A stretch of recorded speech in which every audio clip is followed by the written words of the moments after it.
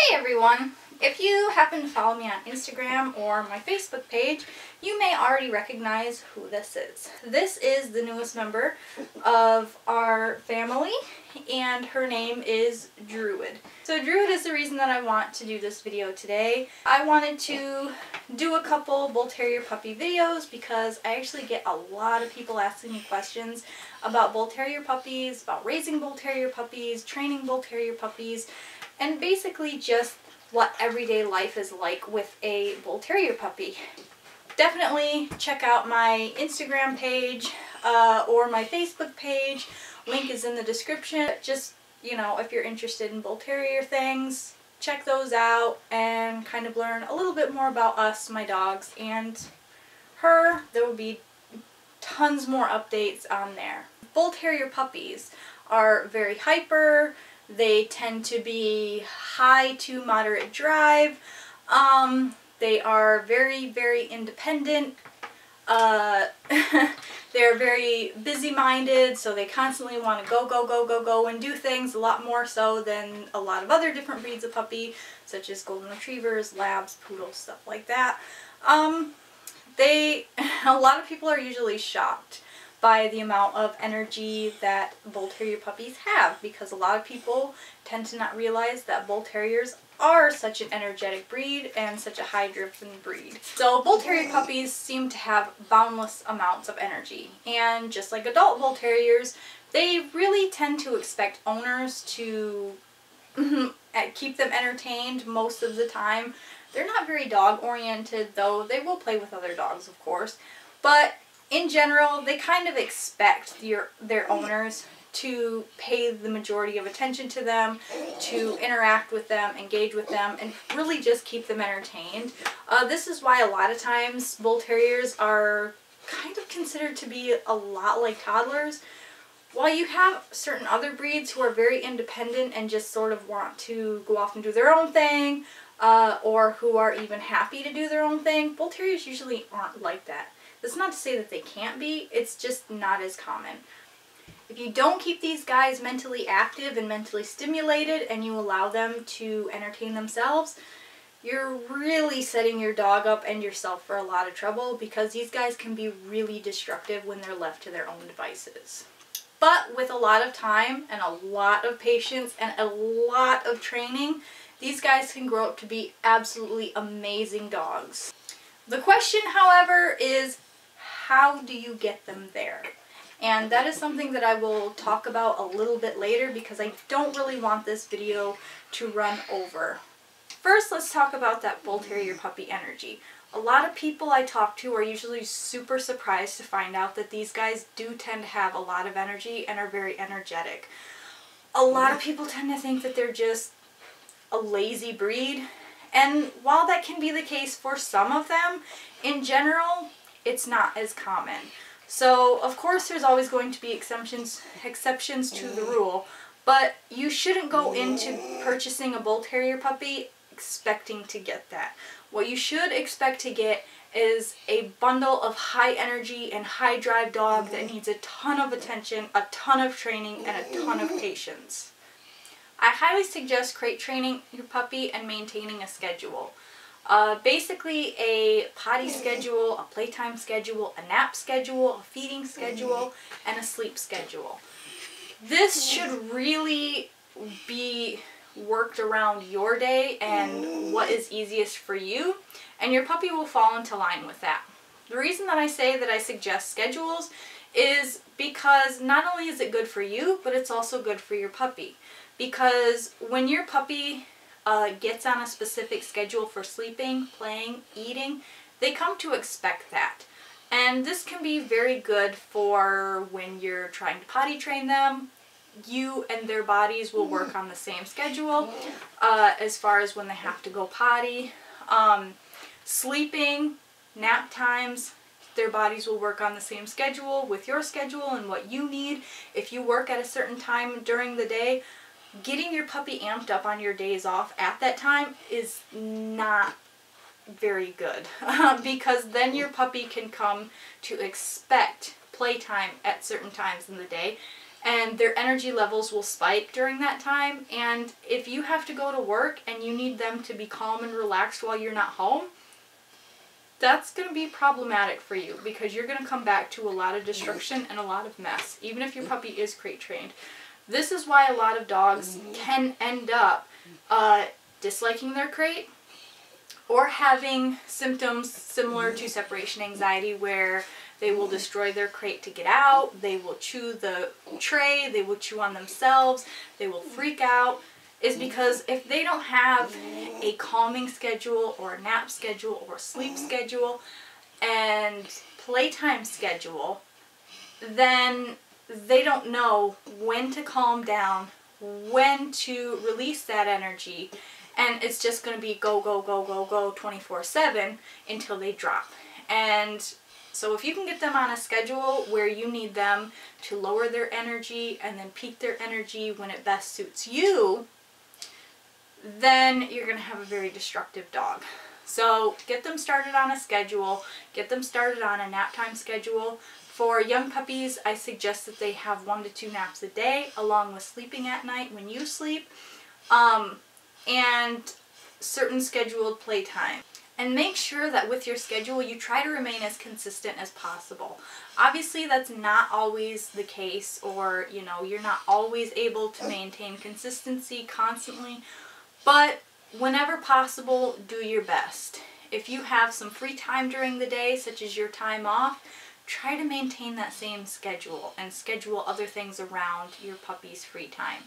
So if you want to do the dishes or do household chores, do that when your puppy should be calmed down, and not when your puppy is going to be amped up and ready for. Also, feeding schedules are really, really important for potty training, because my philosophy on potty training is I don't punish any accidents. To be honest, I won't even interrupt a puppy who's going to the bathroom on my floor, and the reason for that is because your puppy has to go. Your puppy has to eliminate. They can't just not eliminate. That is a bodily function. You can't stop that from happening. The only thing that you can do is to give them the proper place to eliminate. And until a puppy understands where that place is, which can take months with Bull Terrier puppies, it's important to have your puppy on a potty schedule so that you can better predict when you need to get them outside. It's also important that you start the schedule as soon as possible. With my puppies, I start my schedule from day 1.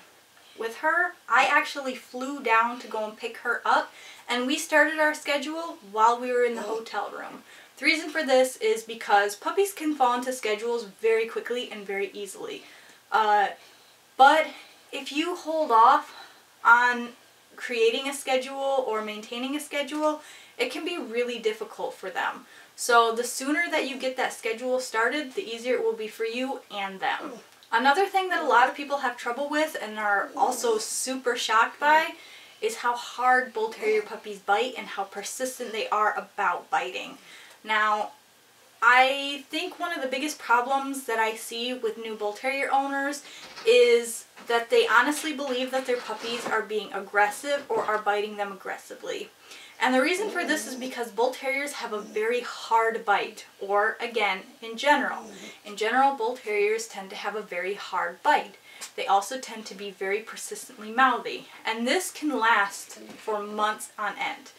So whereas other breeds are not as persistent about biting you, and that biting can be curbed relatively early within, a couple of months, with Bull Terriers it tends to persist a lot longer. They tend to be a lot mouthier, a lot harder of mouthiness, and just a lot longer.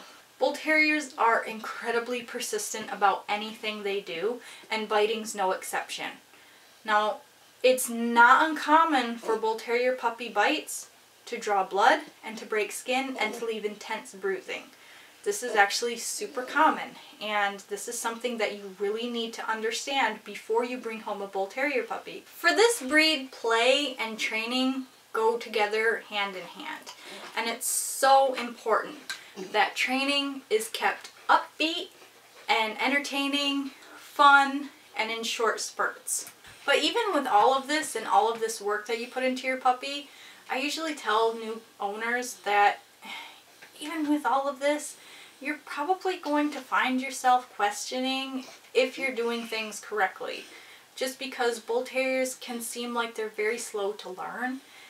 And one of the most consistent pieces of advice that I tend to give people is I tend to tell them that with your first Bull Terrier puppy, you're going to reach a point where you are so absolutely certain that your Bull Terrier puppy is just going to be an absolute nightmare.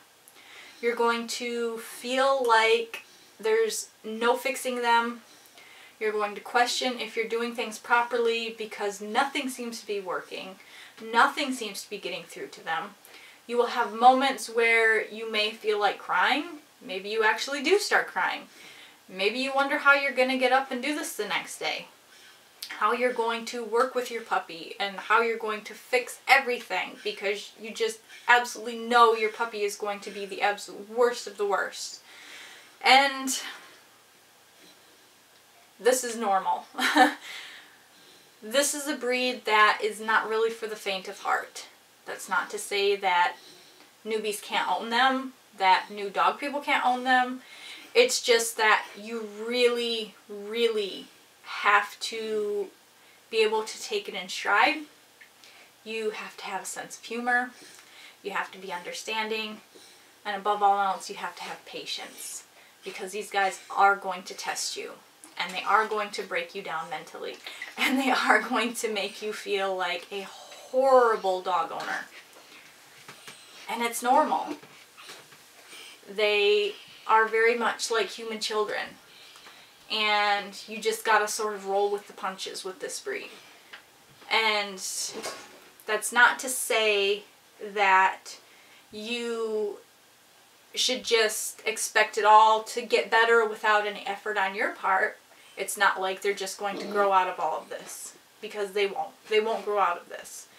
So you do have to put in the work, and you do have to put in the training, and you do have to be persistent and consistent. But just keep going. Understand that you will get through this.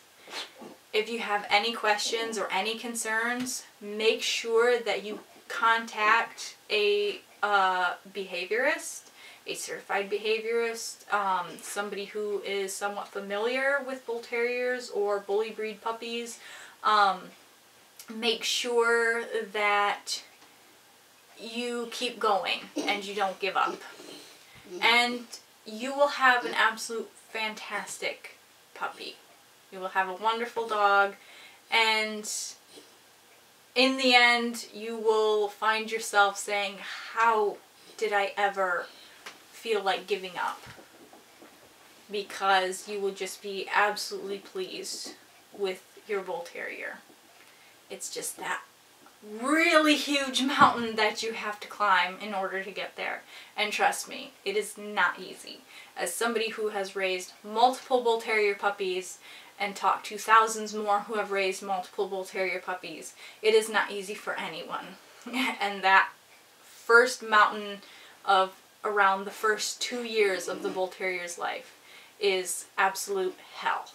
But be persistent, be patient, have a sense of humor, and you'll do fine. Anyways, I hope you guys can check out my social media. I hope you enjoyed this video. Please expect more videos to come soon. Videos focused on training and socialization and all of that good stuff. And yeah, I hope you guys enjoyed meeting Druid, and you guys have a good one.